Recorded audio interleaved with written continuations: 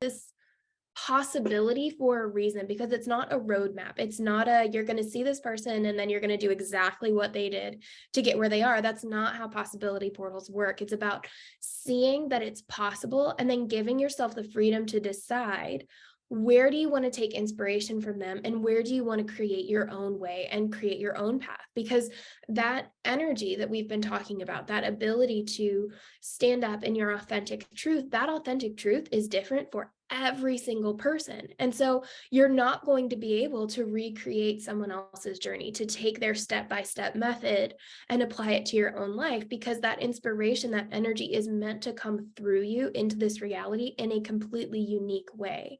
And so it's not about finding the step-by-step formula for success. It's about finding the ability to give yourself the freedom to create your own step-by-step formula for success that will only apply to you, because it's your unique energy and inspiration and flow coming into the world. Yeah, right. I love it. And I think it goes back to, it's all comes down to being your own authentic truth and knowing like, okay, this person is authentically true to themselves and look what happened. How can I be authentically true to me? And then what's in my realm of possibility? And so we can play in this space.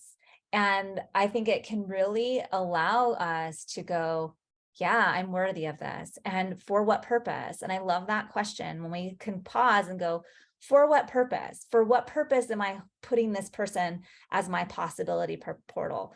For what purpose do I continue my Reiki practice? For what purpose? When we can go to the highest question available to us and ask, for what purpose? Why am I wanting a Reiki practice?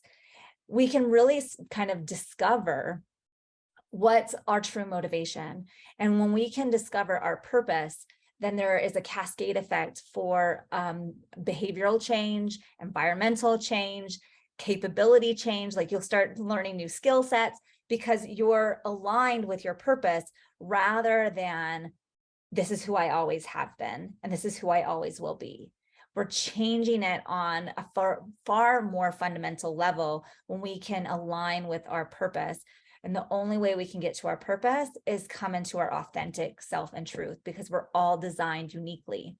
And that's going to be your organic way of leading forward, allowing yourself to go, yeah, Pamela Chen loves to do those photo shoots with her rabbits, right? That's totally not me, but it's also like this huge display of like, she's just doing it. She's just doing her. And I'm like, and that's my possibility. I just want to do me, and I want to do me well. What does that look like for me? And maybe for me, that's like, I don't want to wear makeup today, whatever it is. Right. And that's can be a really lovely place, like fully loving and accepting yourself for who you are, knowing that I have a higher purpose in all of this. Yeah. And I think one of the best ways that you can use a possibility portal in your life is when you see this person, and I think this is important to say too, is that possibility portals don't necessarily have to be people. And I say that because sometimes it can just be this energy that you have in your mind, this energy that you've experienced in a place with a person, in your dreams, like whatever. But it's that, again, it comes back to the energy of this thing that you're trying to achieve. And if you're in a place where you can feel that energy in your body, but it hasn't seeped into your life yet, you can use that energy within yourself as your possibility portal, because you can feel the possibility in your body. It's just about taking it from within yourself and placing it outside of yourself. But one of the best ways that you can do that is you can look at the person like Pamela Chen, for example, and you can see her authenticity. You can feel her energy. You can feel her joy about just showing up exactly as she is and not giving a shit about what other people think. And you can feel that energy, and then you can sit with it and you can think about, what does that look like for me?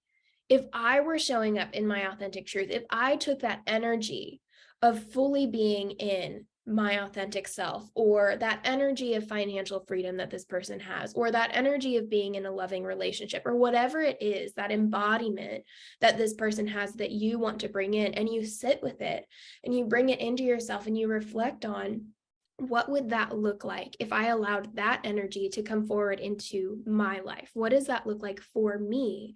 And then allow yourself to have the space and the freedom to be able to explore that question, to be able to let yourself off the hook for a minute of, as soon as I think about this possibility, I have to bring it into reality. Let yourself off the hook and let yourself just be like a child again.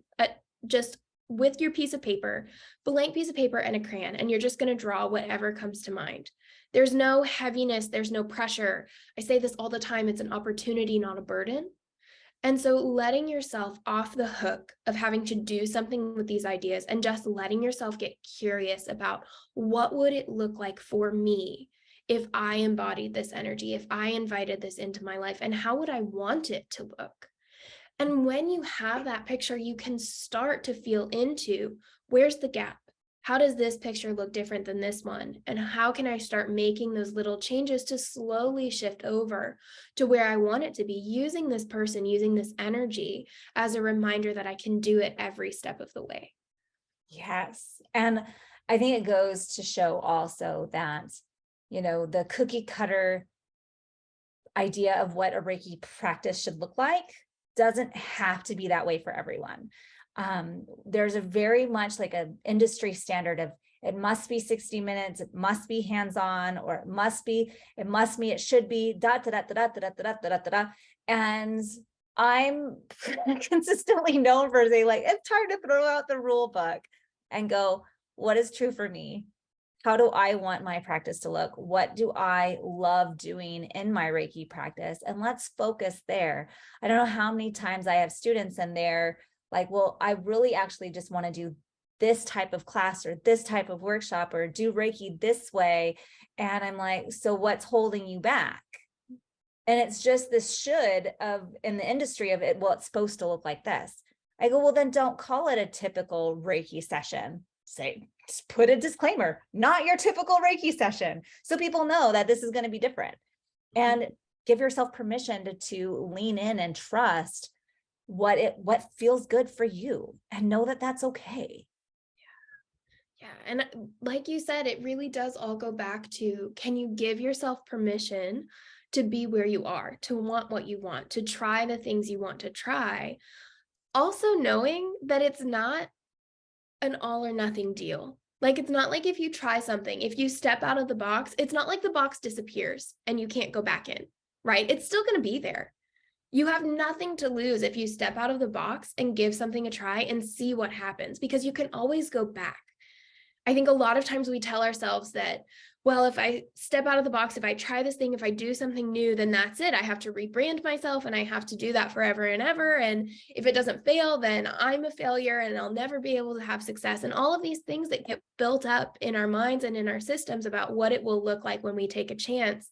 When in reality, all that's going to happen is you're going to create something, you're going to try it, and it's either going to have the outcome you want or it's not. And then you're going to make a choice from there. Do I try it again or do I go back to doing what I was doing? That's it.